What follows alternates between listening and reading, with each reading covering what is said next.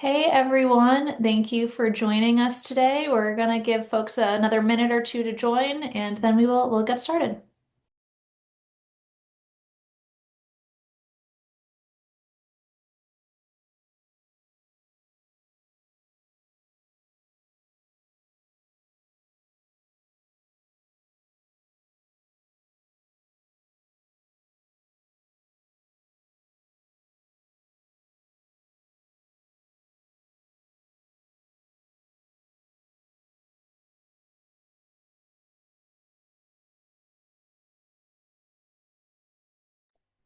All right, we have a decent amount of people on the call already, so we'll kick things off.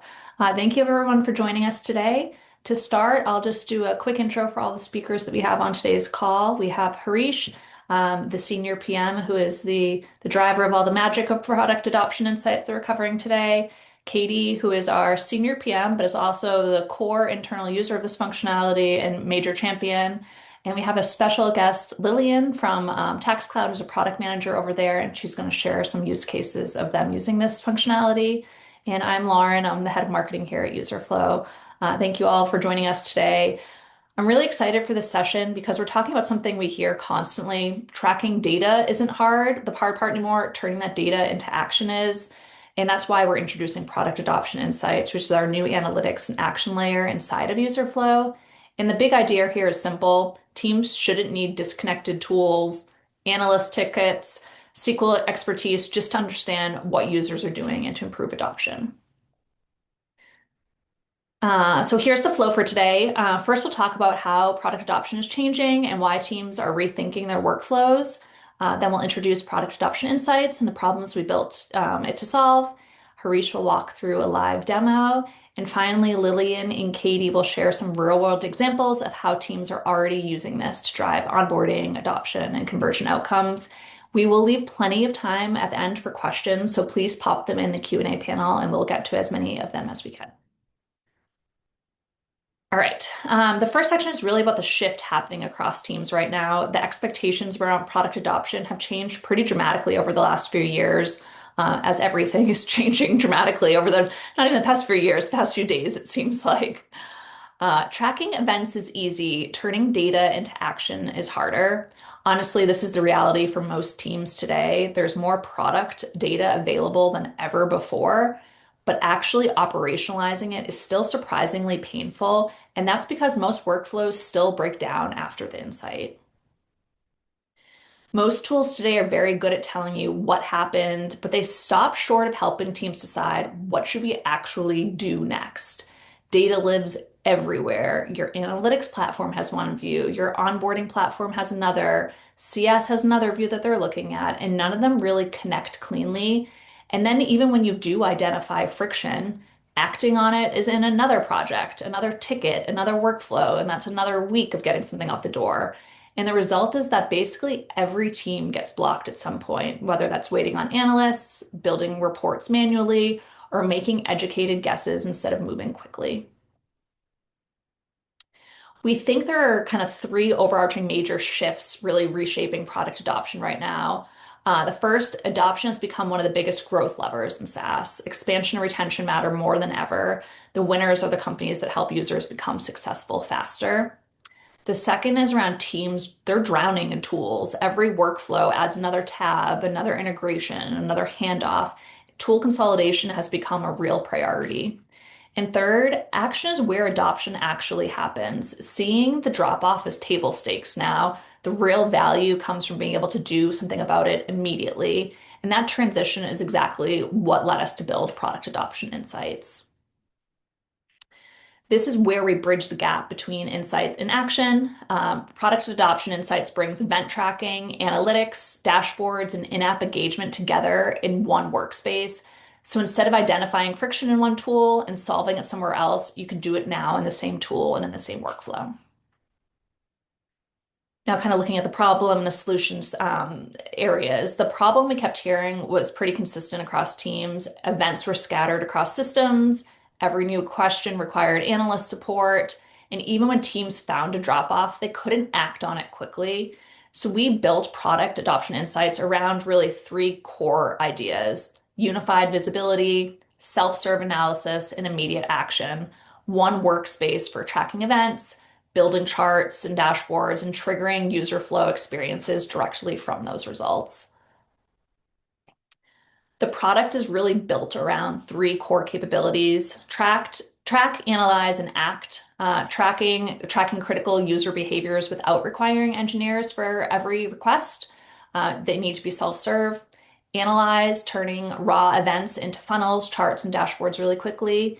And then act, and that's the most important one, which is taking action immediately by triggering tours, checklists, flows at the right points where users are struggling. And that last piece is really the differentiator here.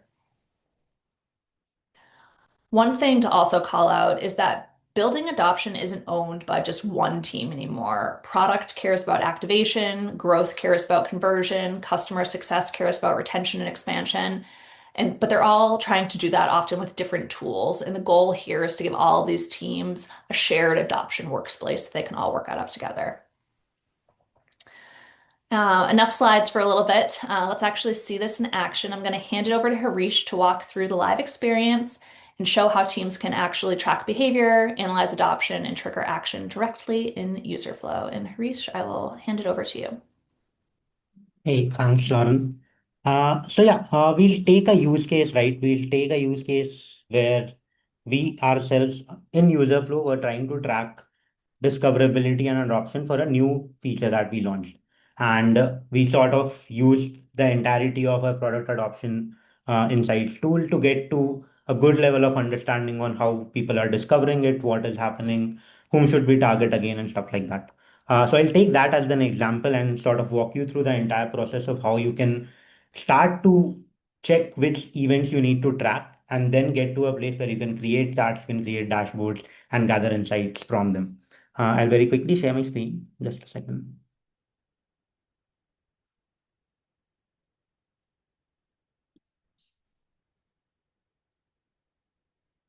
Yeah, I hope you can see my screen.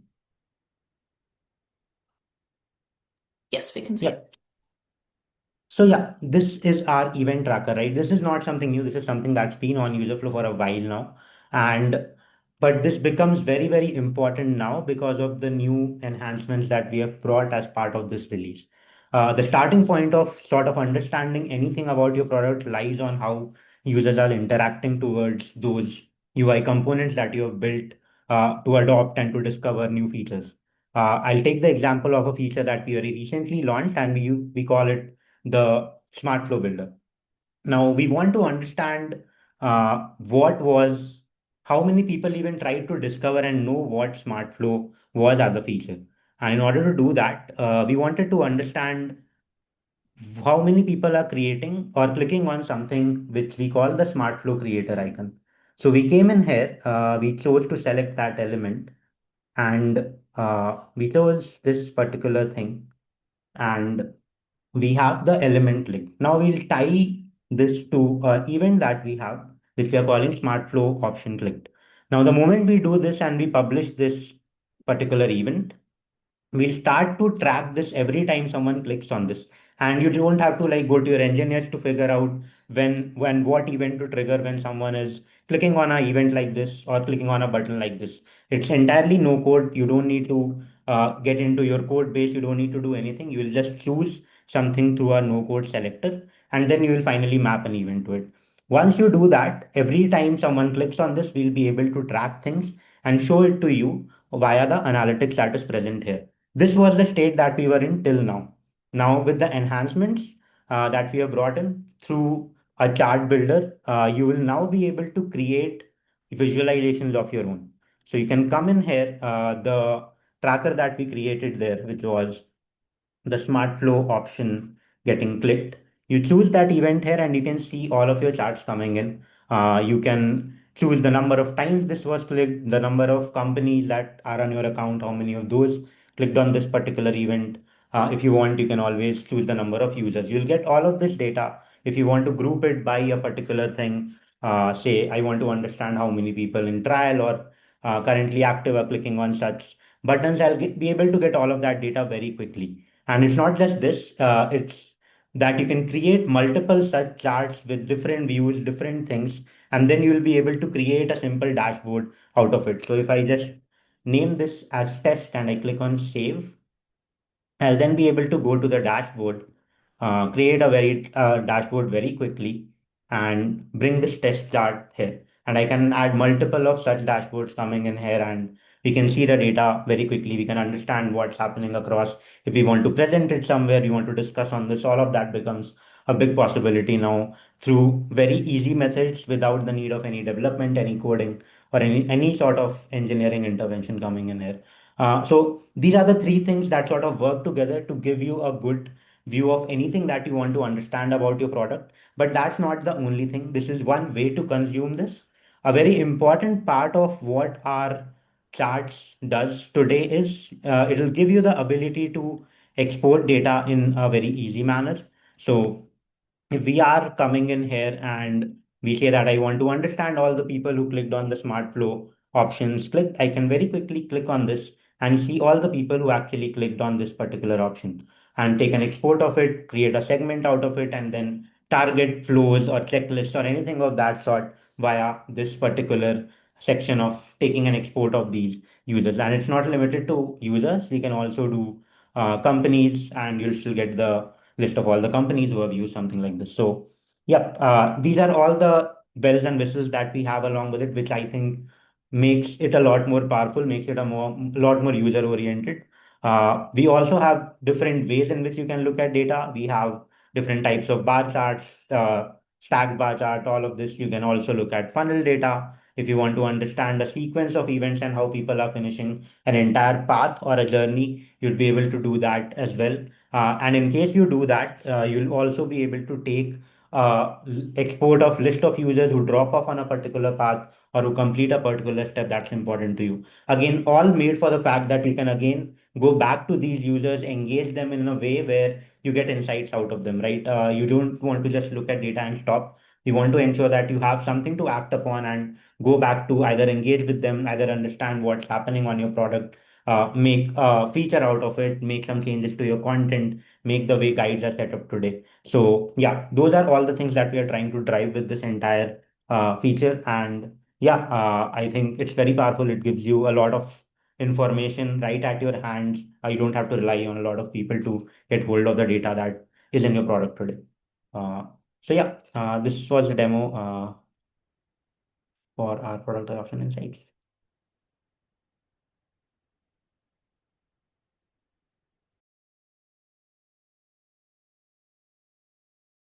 Lauren, you're on mute. That would be helpful, right?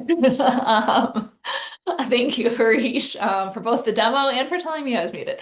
What I love about this release is really that it changed the speed at which teams can move. Instead of spending days trying to get answers, you can self-serve and do it really quickly.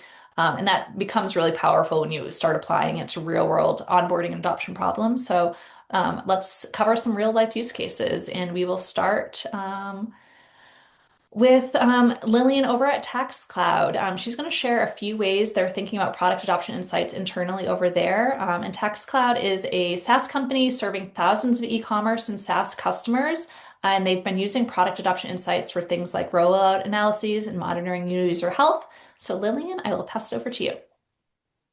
Thanks, Lauren. Yeah, so like she said, I'm a product manager over at TaxCloud. Our engineering team is pretty small, but it covers a really wide range of responsibilities. So I've made it a priority of my own to own as much data analysis as I can myself.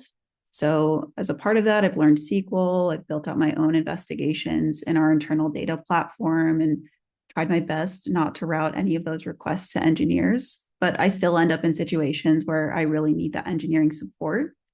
And that's where the product adoption insights have come in very helpful for me. There's been two real use cases where the product adoption insights have allowed me to track two different, one a project rollout, and one is the way that we manage our activation and health of new users. And I don't need to rely on engineers for any of that ticketing, and I can check it any time of day and really compare time periods with this new feature. So we'll go to the next page and show you what my charts actually look like. So the first one is an example of our transaction page comparison. One of the things that we do at TaxCloud is calculate tax on transactions that users have flow into our system. And we're in the middle of rolling out a new one. So before we go further, I need to understand a baseline of our users actually reaching this page at the same rate that they were before, and having that baseline that I can look at myself on a daily, weekly, monthly basis means that I can answer that question anytime I need to, rather than reaching out to an engineer for that data. Additionally, one of the ways that we track the health of our new users is a funnel of activation. So we track how many users actually come onto the TaxCloud website and then create a new connection, as we call it. It's essentially an integration. And then we also want to track how many of those users go live. When we say go live, that means how many of them turn on that integration and change it from a test mode to a live integration and have those transactions start flowing in. Those means that those users are really sticky for us, and we're able to keep them around a lot longer. And so I need the ability to track this on a daily basis and also compare it to previous months and years. And so the user flow dashboard here has really allowed me to do that, because I'm easily able to toggle between past 6 months, past month, past week, and really refine that date range. So I'm able to look into if there's any bugs or issues that are coming up that are stopping our users from activating. Yeah, and that's a little bit about how I'm using this feature over at TaxCloud. Thank you, Lillian. I love those examples. It really shows how this becomes a part of everyday decision making and not just reporting, and how easily you're able to self-serve those reports yourself. And now I'm going to pass it over to Katie, who's going to share a few ways that we're using it over here at Userflow. Yeah, I confess I've had a head start. I've been using this behind the scenes and I love it. I love it. So I wanted to take us through 3 of the use cases that we've implemented here. The first of which is a pretty in-depth segmentation analysis during our onboarding. A lot of these are focused on onboarding. We noticed in HubSpot, we have, of course, in HubSpot enriched data, and we were noticing that there were an influx of roles coming in that we didn't expect, one of which being engineering. And so we decided to play around with that a little bit and see if we could use any of this role-specific data to have an impact on the onboarding experience. So we added a new onboarding module that was basically like, what's your role? What's your goal? And then offered, role-specific language in the goal area once you clicked into the goal portion. And then we started measuring, okay, of the roles that are chosen, what goal do they choose? And then based on that, what is their PQL rate and their conversion rate? This is an interesting one. We saw that founders and engineers were coming at a higher clip. They were beelining to the AI features. And so we ran all kinds of tests on what we could do with that segment to sort of improve their experience. We introduced a new video that was just like a highlight reel of all of the new AI features we had launched. We took them directly into the adoption agent and shortened the guide to get them, to the setup process of it. And the results were super interesting. We didn't see, we sort of formed a constellation of hypotheses around the results that we saw there. We didn't see completion of the guides be very good at all, which I think the leading hypothesis there is that engineers, from the data we look at, really like to click around on their own. So they basically like eat themselves out of the guides and then click around. So the learning was we need to make that experience as simple as humanly possible for that cohort and that segment, which was a good learning and one that we're continuing to implement. And the other hypothesis that we're testing is actually related to our roadmap, and it has to do with the number of features that I can't tell you about, unfortunately. It was basically validation that some of the things that we should be building are the right things, and we moved them up into the prioritization of the roadmap based on some of this as validating data. So if you're curious, you should stay tuned as we launch new things, but this is sort of like a to be continued outcome there. Okay. So Harish highlighted SmartFlow as one of the things that he was putting a feature on, or sort of a track event on. And this is exactly what we did when trying to figure out if we could optimize the trial to paid conversion rate during onboarding. So we gave like the flagship experience in Userflow is creating a flow. It's our most loved feature, our most adopted feature, and it's what we've made really robust over the past, I would say 6 months, including adding a number of different AI features within it, AI localization, AI rephrasing, AI alerts. Like we're really making that experience really rich and useful. And so we do see a super high PQL and conversion rate for people who go through that flow. But we wanted to test what could we do to the PQL and conversion rate by highlighting the smart flow experience when it launched. So we bifurcated people during that flow and said, do you want to go the regular route? Do you want to go smart flow? Um, Super interesting. We saw a lower PQL rate on SmartFlow, which I think makes sense. If you've used SmartFlow, you know that when you're finished, it sort of tags along behind you as you're going through the product and then creates a flow for you on the back end using AI. It's lightning fast to get it done, but you do have to wait, I would say like 30 seconds to a minute for it to generate that flow. And that's where people were bouncing out. So to correct for that, we introduced an in-app nudge that was like, hey, your SmartFlow is finished, come back and preview it. And also an email is generated that brings you back to say like, hey, your flow is finished. Why don't you take a look at it?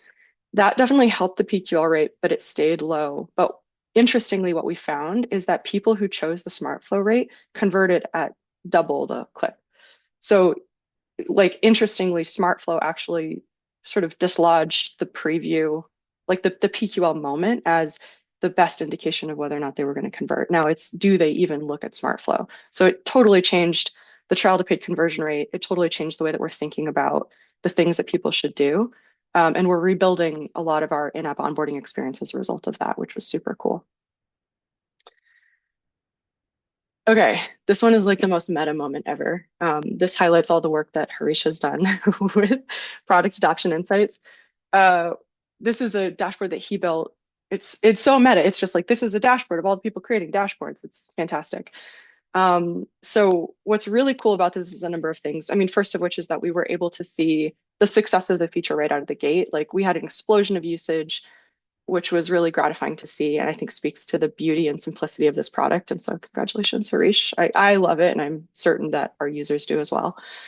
But the other thing that was cool about this is that, of course, because Userflow is an integrated adoption suite, we could see from the moment we launched the announcement how many people went, like within the charts that we had created, saw the announcement, visited the page, created a chart. And then because we recently launched comments and reactions, they commented on the announcement with like, this is awesome, and here's our next feature request. So we got an influx of immediate reaction to product adoption insights, and then also an immediate of next requests for what we could stack the roadmap with next. So like really instant feedback on the success of this product, which was cool to see end to end. And that's it. Thank you, Katie.